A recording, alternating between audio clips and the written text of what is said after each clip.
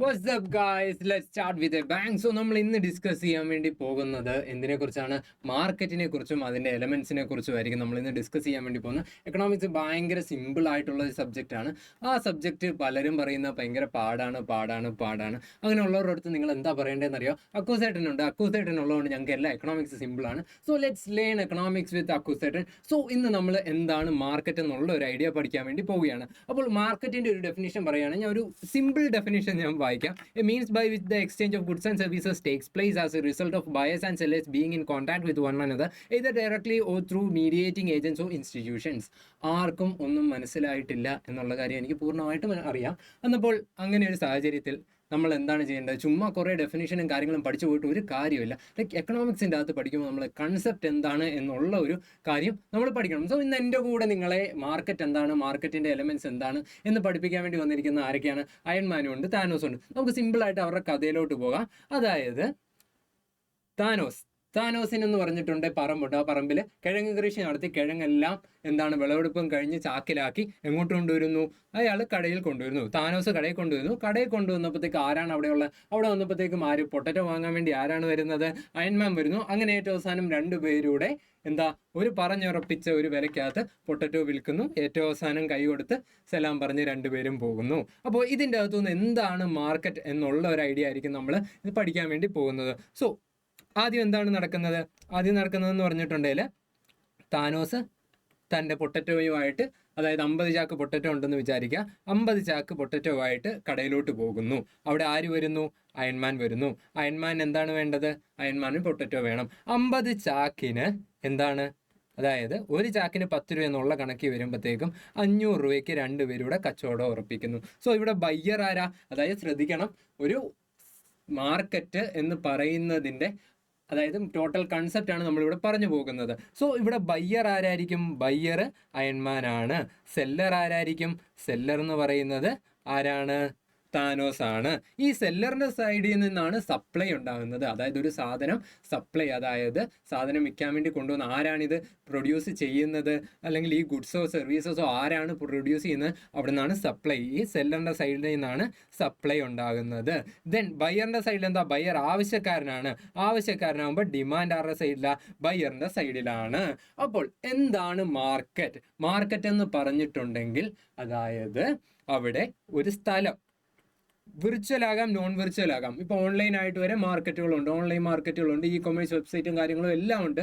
എന്നപ്പോൾ ഒരു സ്ഥലം, അവിടെ എന്തായിരിക്കും നടക്കുന്നത്? എക്സ്ചേഞ്ച്. എന്തിൻ്റെ exchange? Exchange of goods and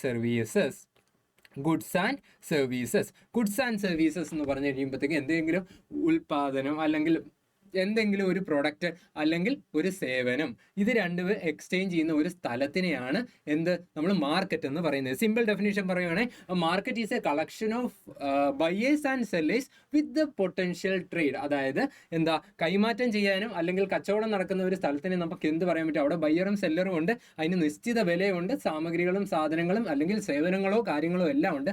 അങ്ങനെയാണെങ്കിൽ നമുക്ക് എന്ത് പറയാൻ പറ്റും? അതിനെ ഒരു മാർക്കറ്റ് എന്ന് പറയാൻ പറ്റും. അതാണ് നമ്മളിവിടെ പഠിച്ചിരിക്കുന്നത്. സോ എന്താണ് 5 എലമെന്റ്സ് ഓഫ് മാർക്കറ്റ്? അതായത് 5 എലമെന്റ്സ് ഓഫ് മാർക്കറ്റ്. അതായത് മാർക്കറ്റിന് 5 എലമെന്റ്സ് ഉണ്ട്.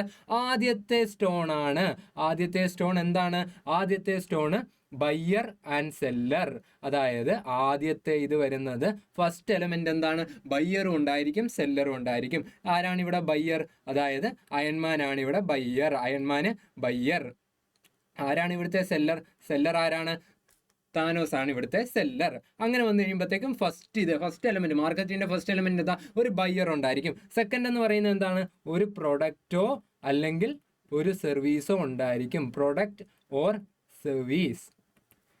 ചുമ്മാ ഇരുന്നിട്ടുണ്ടെങ്കിൽ അല്ലെങ്കിൽ ബയ്യറും സെല്ലറും മാത്രം ഉണ്ടെങ്കിൽ അവിടെ കച്ചവടം നടക്കും, അല്ലെങ്കിൽ മാർക്കറ്റ് എക്സിസ്റ്റ് ചെയ്യും? അല്ല, അവിടെ ഒരു പ്രൊഡക്റ്റോ സർവീസോ ഉണ്ട്. അതായത് ഈ പ്രൊഡക്റ്റോ സർവീസോ വിൽക്കാനും വാങ്ങാനും മാർക്കറ്റിൻ്റെ അകത്ത് ഒരാൾ കാണും. 2 പേരുണ്ട്, ബയ്യറും സെല്ലറും ഉണ്ട്. ഇനി തേർഡ് സ്റ്റോൺ, അതായത് തേർഡ് പോയിന്റ് ആണ് ഏത് വരുന്നത്? Bargaining of